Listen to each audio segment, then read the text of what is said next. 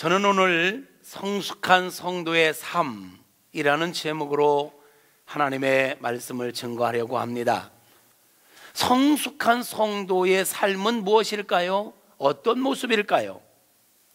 성숙한 성도는요, 하나님과 나와의 관계, 수직적인 관계만을 중요하게 여기는 게 아니라 나와 너와의 관계, 사람들과의 관계, 수평적인 관계를 귀하게 여기는 것, 이게 성숙한 성도의 삶입니다. 그런데 많은 성도님들이 하나님과의 관계는 귀하게 여기는데, 하나님과의 관계는 귀하게 여기면서 하나님 앞에 할 도리는 하는데, 예배도 드리고 11조도 드리고 감사헌금도 하고 선교헌금도 하고 이렇게 하나님 앞에 하는 건 최선을 다하는데, 의외로 사람들과의 관계를 소홀히 하는 경우가 많이 있음을 보게 돼요. 근데 그거는 옳지 않아요. 그건 반쪽이에요. 성숙한 성도는 수직적인 관계뿐만 아니라 수평적인 관계를 잘 맺고 사는 사람, 이게 성숙한 성도의 모습인 것입니다. 자주 이야기하지만 전도란, 전도 시간에 전도 현장에 가서 전도할 때만 활짝 웃으면서 안녕하세요, 사랑합니다, 주님이 그대를 사랑합니다, 이렇게 하는 게 아니에요. 삶의 모든 현장 속에서 그러해야 하는 것입니다. 똑같은 사람인데 우리는 상가 전도를 많이 나가잖아요. 전도 시간에 상가에 갔을 때는 안녕하세요, 반갑습니다, 축복합니다, 장사 잘 되기를 바랍니다, 막 이렇게 해놓고, 평상시 물건 사러 가서는 아유 왜 이렇게 비싸 막 이랬었고 하면, 저 사람이 저 사람인데, 먼저 그 사람인데, 이게 얼마나 헷갈리는 모습이냔 말이에요. 우리 삶 자체가, 삶의 태도 자체가 친절해야 되고 겸손해야 되고 온유해야 됩니다. 내 힘으로 안 되면 성령의 은혜를 구하십시다. 하나님의 은혜로 충만해져서 우리 삶 자체가 부드럽고 친절하고, 아멘. 그렇게 살아가는, 그럴 때 우리 삶이 그리스도의 향기가 돼야지요. 우리 삶이 그리스도의 편지가 돼야지요. 아멘 하시옵소서. 그렇게 살아가십시다. 그게 성숙한 성도의 모습이에요. 내 힘과 내 결단만 가지고 부족해요. 그래서 기도하라는 거예요. 그렇기 때문에 은혜 받으라는 거예요. 은혜 받고 하나님의 능력을 덧입으면 되어지는 것입니다. 그렇게 살아가는 저와 여러분 되어지기를 바랍니다. 교회 안에서의 모습과 가정에서의 모습, 직장에서의 모습, 어디에 있든지 우리의 모습은 한결같았으면 좋겠습니다. 할렐루야. 저는 지금 무슨 얘기를 하고 있냐면요, 하나님이 우리에게 찾아오시는 방법 가운데 하나가 사람을 통해서 찾아오신다는 거죠. 그렇기 때문에 우리는 사람들과의 만남을 귀하게 여겨야 된다는 거예요. 차별하지 말자는 거예요. 아는 사람뿐만 아니라 모르는 사람들에게도 우리는 친절하게 대하는 게 습관이 되기를 소망한다는 거예요. 할렐루야. 그렇게 되어지는 은혜가 있기를 축복합니다. 창세기 18장 1절부터 8절까지, 창세기 18장 1절부터 8절을 함께 읽겠습니다. 시작. 여호와께서 마므레의 상수리 나무들이 있는 곳에서 아브라함에게 나타나시니라.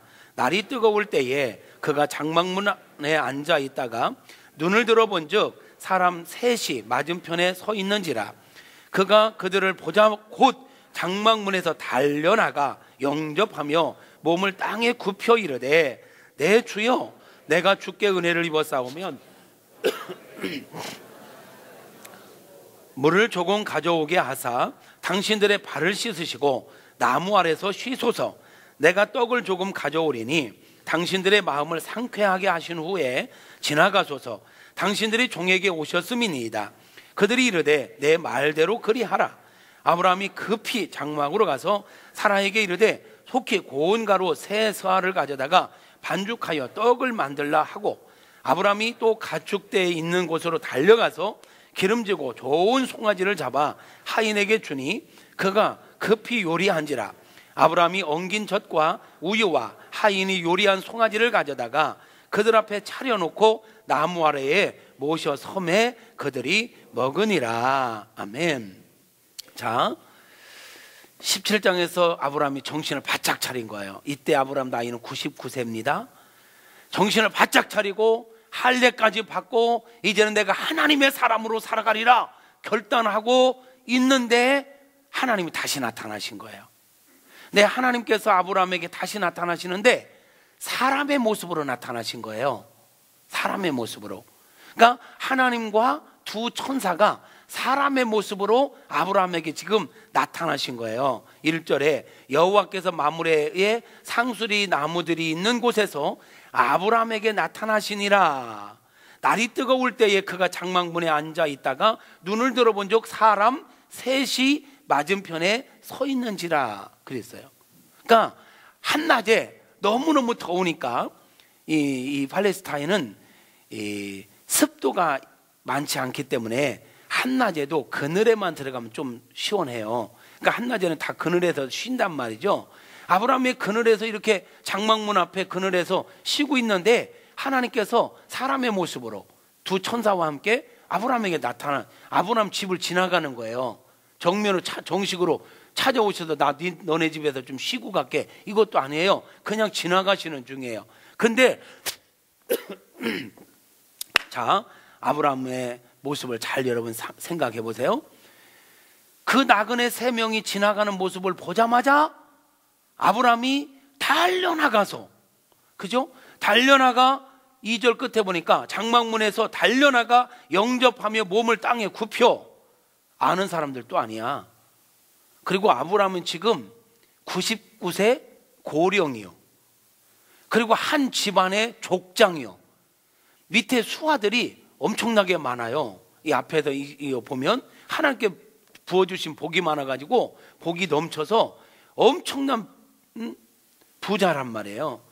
하인들이 다 있어요. 근데 지금 99세 한 부족의 족장이 그냥 지나가는 나그네들이 있는데 달려가서 그 앞에 허리를 숙여 땅에 엎드려 그들을 영접하고 있음을 보게 됩니다. 그리고는 간청을 해요. 내 주여, 내가 주께 은혜를 입었다면 원하건대 종을 떠나가지 마시옵고 물을 가져올 테니까 여기서 발을 씻으시고 그늘에서 좀 쉬시다 가시지요.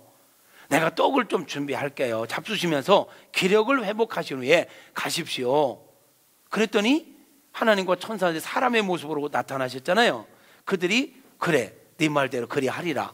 그랬더니 아브라함이 너무 좋아하면서 막 지금 상황을 보면요, 막 뛰어다니는 모습이 보는 거예요. 뛰어다니는.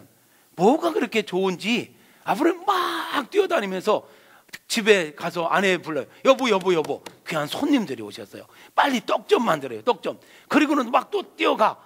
가서 기름지고 살진 송아지, 말로 비틀어진 것도 아니야. 기름지고 살진 송아지를 잡아가지고, 그것도 자기가 직접 잡아. 하인들 시킬 수도 있잖아요.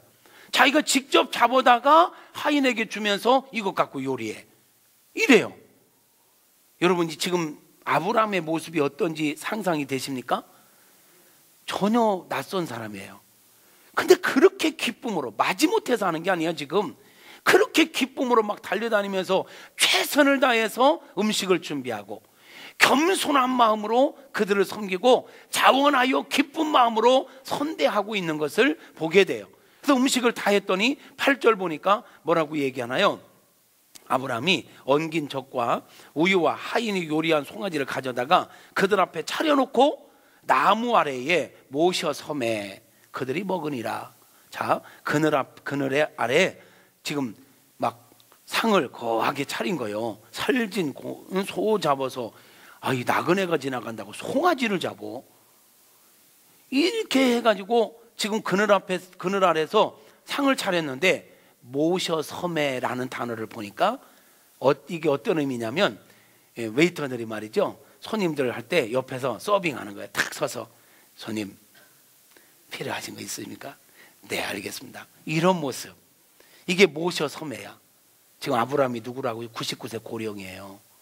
한 부족의 대단한 족장이에요.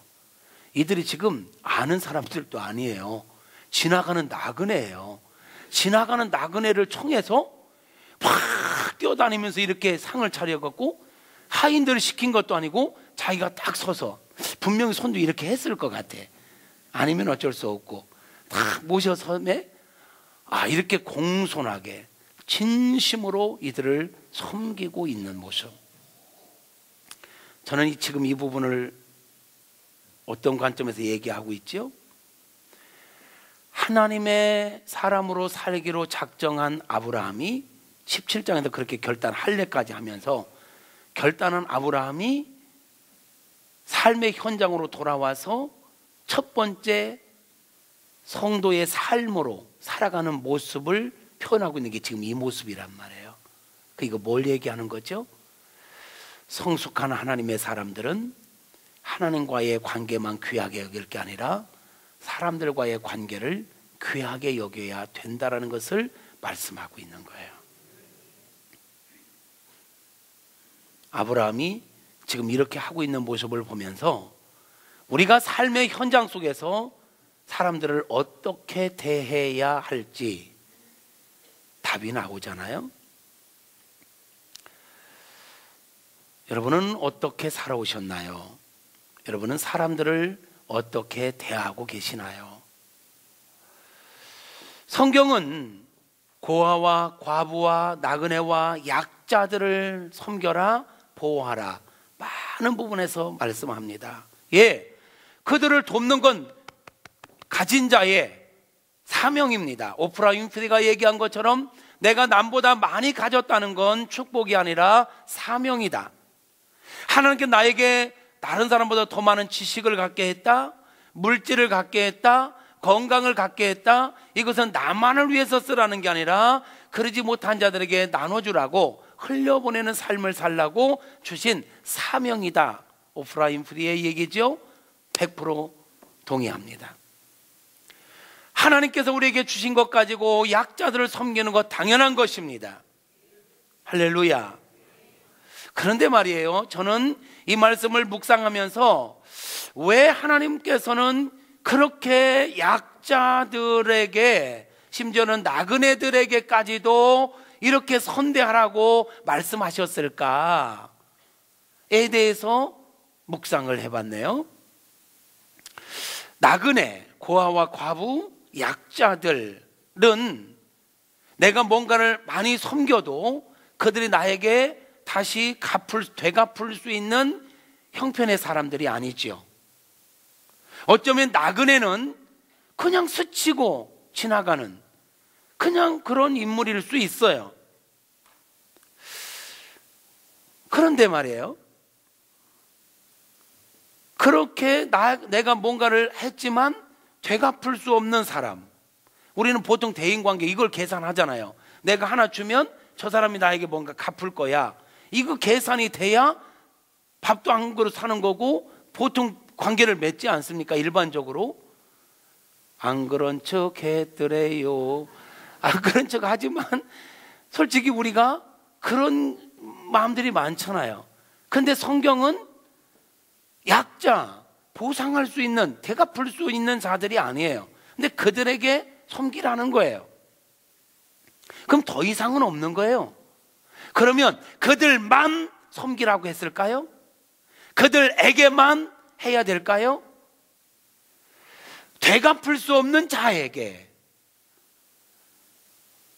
어떤 유익, 어떤 이런 사심이 없이 그냥 섬기고 그냥 지나가고 말 사람에게도 섬긴다면 나와 함께하는 가족, 인생의 동반자요 사역의 동역자인 우리 사랑하는 지체들, 내 주변에 있는 사람들과는 더더욱 잘해야 되지 않을까요? 아니 전혀 관계없는 이들에게 이 정도 한다면 굳이 성경에서 네 가족들에게, 네 지체들에게, 네 이웃들에게 잘해라 말하지 않아도 이건 당연히 해야 될 거 아니겠냐고요. 그러지 않나요? 그런데 어찌하여 우리의 삶에는 우리가 전혀 낯선 그냥 지나가는 나그네에게도 선을 베풀고 약자들에게도 그렇게 선을 베풀면서 하나님께서 함께하게 한 혈육에게, 함께하게 한 지체들에게 그렇게 인색한지, 뭘 그렇게 계산을 하는지, 뭘 그렇게 따지는지 모르겠어요. 명절 지내셨죠? 시댁에도 잘 다녀오셨죠? 우리 사랑하는 성도님들은 시금치 잘 잡수죠? 왜 갑자기 시금치 얘기냐고요? 시댁이 싫어가지고 시자 들어간 시금치도 안 먹는 세대가 있대요. 이게 옳습니까? 시금치를 왜 안 먹어요? 이게 갑자기 시금치 장사가 됐는가? 나그네에게도 선을 베푸는데 시댁에 왜 못해? 더 잘해야지. 이게 아멘에 힘이 없는 거 봐, 이거 지금. 친정이 됐든 시댁이 됐든 처가가 됐든 성경은 얘기합니다. 내 혈육에게 잘하지 않는 건 불신자보다 더 악한 짓이다. 나그네에게도 잘하는데 어떻게 내 가족들에게, 내 믿음의 지체들에게, 함께하는 이들에게 계산하냐는 거야. 태갚을 수 없는 사람들에게도 그렇게 하면서 전혀 알지도 못하는 해외에 선교는 하면서 어찌하여 내 교회를 세우고 내 옆에 있는 이웃을 섬기는 일에는 그렇게 인색하냐는 거야. 우리는 하나님께 사람을 통해서 역사하신다는 걸 믿는다면 기본적으로 모든 사람과 더불어 잘 지내야 된다고 말씀드렸어요. 그 모든 사람들 속에는 여러분, 우리 사랑하는 가족들과 더 친밀하게 지낼 수 있기를 바랍니다. 형제들 간에 원수 지지 마십시오. 푸십시오. 손해본다고요? 보십시오. 그 형제가 내가 손해봐도 안 알아준다고요? 저분이 아시잖아요. 보고 듣고 알고 계신 주님이 알아주면 되잖아요. 주님이 갚아주시면 되잖아요. 돈 몇 푼 때문에 형제들과 의상해서 지내지 마십시오. 먼저 손 내미십시오. 바보란 소리 들어도 괜찮아요? 기꺼이 주님의 사랑을 실천하기 위해서라면 기꺼이 손해보는 거지요. 이게 성도의 삶이죠. 이게 성숙한 성도의 삶이지요. 사랑하는 성도 여러분, 우리 모든 사람과 더불어 화목하게 지낼 수 있기를 축복합니다. 히브리서 12장 4절 이하에서는 화평함과 거룩함이 없이는 주님을 볼 수 없다 그랬거든요. 우리가 사람들과 화목하지 않고 거룩하지 않으면 주님을 볼 수 없대요. 모든 사람과 더불어 화평하게 지내라. 그러기 위해서는요, 화목하게 지내기 위해서는요, 나와 다름을 인정하는 것부터, 있는 모습 그대로 용납하는 것부터, 부부간에도 마찬가지예요. 서로의 다름을 인정하고 용납할 때 사랑할 수 있어요. 성도간에도 그래요. 서로의 다름을 인정하고 용납하는 것부터 화목할 수 있는 거야. 교회 일은 너무 잘하지 않아도 괜찮아. 바르게 하면 돼. 너무 잘하려고 하지 말고, 잘하려고 하다 보면 내 욕심이 들어가고 인간적인 방법이 들어가고 막 변칙이 들어갈 수도 있어. 근데 바르게는 절대로 변칙 쓰지 않아. 하나님의 뜻, 하나님의 원칙. 교회 일을 좀 못하면 어때? 다시 가장 이해하기 쉽게 주방으로 가겠습니다. 음식 좀 맛없으면 어때? 한 끼 먹는 거. 꼭 이렇게 해야 된다고 자기 고집대로 하기 위해서 막 부딪히는 것보다는 목소리 큰 사람대로 하도록 냅둬. 싱거면 물 쳐먹고, 짜면 소금 쳐먹고, 김치가 그러면 조금 먹고, 싱거면 많이 먹고, 이러면 되지. 잘하는 것보다 더 중요한 것, 주의 일은 화목하게 하는 거예요. 은혜 가운데 하는 거예요. 무리수를 두면서 분쟁을 일으키면서 잘하려고 하지 말고 사랑 가운데, 기쁨 가운데 행복하게 주의 일을 하는 우리 모두가 되어지기를 축복합니다. 모든 사람과 더불어 화목하기 위해서는 용납하는 것부터 시작돼야 된다.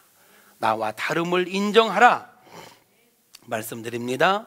두 번째로는요, 우리가 정말 하나님이 사람을 통해 역사하심을 믿는다면 기회 있는 대로 선을 행하십시오. 아브라함이 지나가는 사람들에게 쫓아가서 이렇게 선을 베푸는 것처럼 기회 주어지는 대로 선을 베푸십시오. 그런데 요즘 잘 하셔야 합니다. 막 이 말씀 듣고 은혜 받고 그냥 오늘부터 내 앞에, 우리 집 앞에 지나가기만 해봐라. 내가 그냥 안 돌려보낸다. 그리고 막 가서 막 붙잡고 끌고 차 한잔을 오해받습니다. 큰일 날 수가 있습니다. 고소당할 수가 있습니다. 분별하면서 하셔야 합니다. 제일 안전하게 지혜롭게 일을 할 수 있는 방법 가운데 하나가 교회를 통해서 하는 것입니다. 교회에 구제 헌금을 하면 그렇게 흘러갑니다. 장학 헌금을 하면 그렇게 흘러갑니다. 선교 헌금을 하면 그렇게 흘러갑니다. 교회를 교회되게 세우면 그 역사들을 더 멋지게 감당할 수 있습니다. 교회와 함께 하는 것 지혜입니다. 그리고 규칙적으로 할 수 있습니다. 나그네만 섬긴다, 어려운 사람만 섬긴다. 근데 의도적으로 안 쳐다보면요 1년 내내 한 명도 못 만나. 그런데 규칙적으로 정기적으로 우리가 적든 크든 교회와 함께하면 우리가 이 아름다운 마음을 계속 흘려보내며 살 수가 있다. 기회 있는 대로 가족들에게, 사랑하는 믿음의 지체들에게, 직장 동료들에게, 우리 학생들은 친구들에게, 또 우리가 사는 지역 동네에서 이웃들과 관계 속에서 하나님의 은혜를 흘려보내며 사는 저와 여러분 되어지기를 축복합니다. 선을 행하되 낙심하지 말라 했어요. 우리가 그렇게 하다 보면 참 이 시대는 말이죠, 아브라함처럼 정말 그냥 지나가는 사람이지만, 그냥 별로 관계도, 쉽게 표현하면 관계도 없는 사람이지만 적극적으로 이렇게 선을 베풀고 겸손한 마음으로 대하고 이러면 때로는요 성숙한 사람들은 말이죠, 우리가 성숙한 모습으로 이렇게 섬기면 그 가치를 알아주는 성숙한 사람들이 있지만, 고개 숙여주고 섬겨주면, 탁 모셔 서주면 진짜 자기보다 한참 못나서 그러는 줄로 알고 바보처럼 생각하는 경우들이 있더라고요. 해보니까 깍듯이 인사해주고 정말 절대 이렇게 존칭 써주고 이러니까 이 사람 우습게 여기는 경향이 있더라고요. 그래도 하는 거예요. 히브리서 13장에서 그랬죠.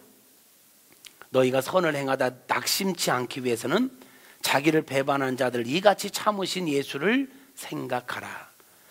예수님도 무시를 받고 예수님도 모욕을 당하고 침뱉음을 당하고 십자가에 죽기까지 하셨는데, 나까짓 게 조금 무시받으면 어때? 나까짓 게 좀 바보 취급받으면 어때? 바보 아니면 됐지. 할렐루야. 주님의 이름으로 선을 행하되 낙심하지 말고 꾸준하게 행하며 살아가는 저와 여러분이었으면 좋겠습니다. 그렇게 살아가는 저와 여러분 되어지기를 주님의 이름으로 축복합니다. 내가 원하는 내가 아니라 하나님께서 원하신 나로 살아가는 저와 여러분이 될 수 있기를 바랍니다. 하나님은 저와 여러분이 축복의 통로로 살아가기를 원하십니다. 나만을 위해서, 내 가족만을 위해서, 우리 교회만을 위해서 사는 게 아니라 이타적인 삶, 헌신적인 삶, 열방을 위하는 삶을 살아가기를 원하시는, 축복의 통로로 살아가기를 원하시는 하나님의 마음을 헤아려 축복의 통로로 살아가는 저와 여러분 모두가 되어지기를 주님의 이름으로 축복합니다. 할렐루야.